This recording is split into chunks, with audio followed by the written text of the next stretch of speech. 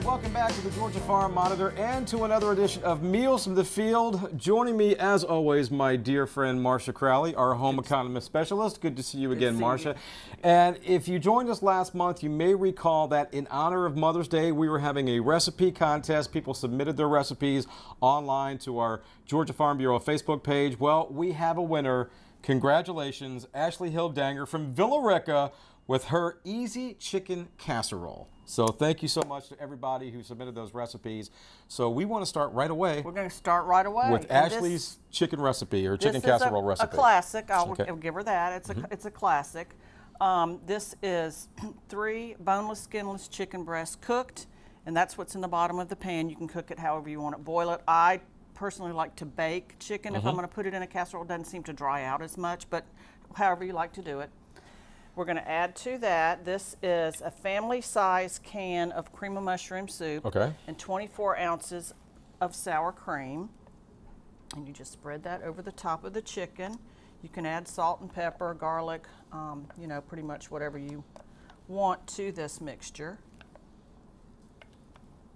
Okay, I'm going to spread that around. And the good thing about this, thank you, Ashley, it's very simple. It's very simple. I mean, and it would feed a crowd, you know. It definitely feeds a crowd. This would probably serve 8 people easily with some sides on it. Okay, then we're going to top that with 2 cups of mild shredded cheddar cheese. And then, like I said, this is something, you know, if you want to cook something with your kids, this would be a really good starting point. Or if you want to teach your kids to cook, if you want to teach them to cook, you could do this. You could actually use rotisserie chicken. So yes, it's very, very versatile. All right, and then you're going to add 1 sleeve of crushed Ritz crackers. And an easy way to crush Ritz crackers is to put them in a bag and just start pounding. And give them to your 7-year-old like I do. Yeah, or give them to your 7. Yeah. All right, you're going to put that on the top, and then you're going to add, if you want to, a stick of melted butter. You're going to bake this at 350 until it starts to bubble and is brown. And y'all know how to do that. So you get that part.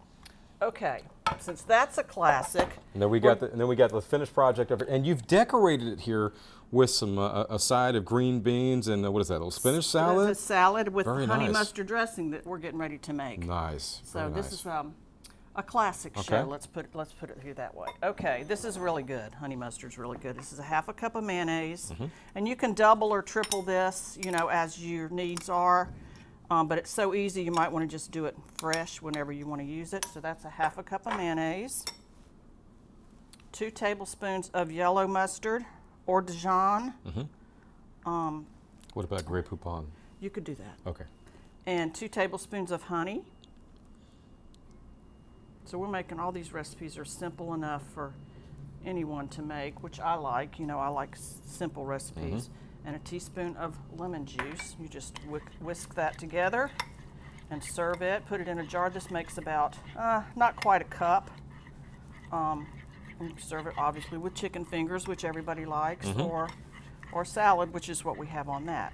Okay, now the last classic recipe we have, which we have never done. No, we've never really done just classic recipes. We have never done classic recipes, and we talked about it last week. We've never done peach cobbler and stuff. We've never done peach cobbler. Yes, so I guess because living in Georgia, everybody's got their own version. Sure. Okay, well this one's called an impossible peach cobbler.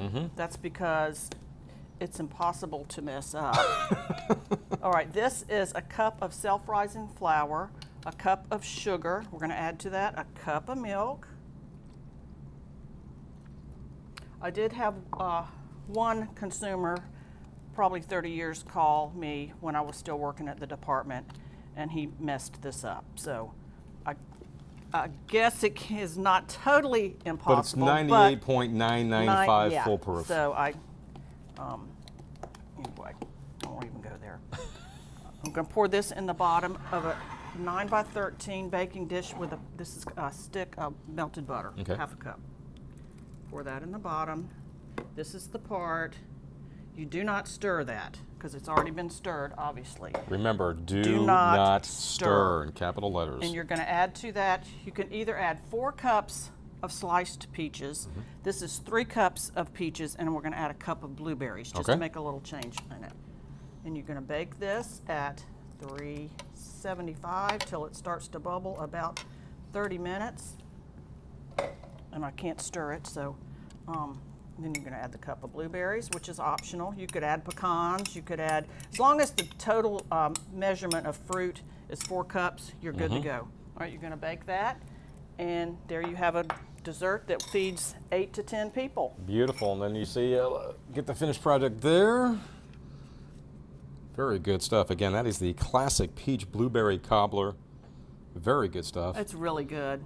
And the beautiful part about this show and about this episode is that we get to try everything after we get done. That's right. So, well, as always, Marcia, I cannot thank you enough. And folks, again, if you want to see these recipes and cook them yourself, you can find them online at gfb.org. That is /recipes. Everything is there for you in detail. Again, Ashley, thank you so much for submitting your recipe. Your recipe will be up there as well. I will see you next month. See you next month. And we will see you next month. Thank you.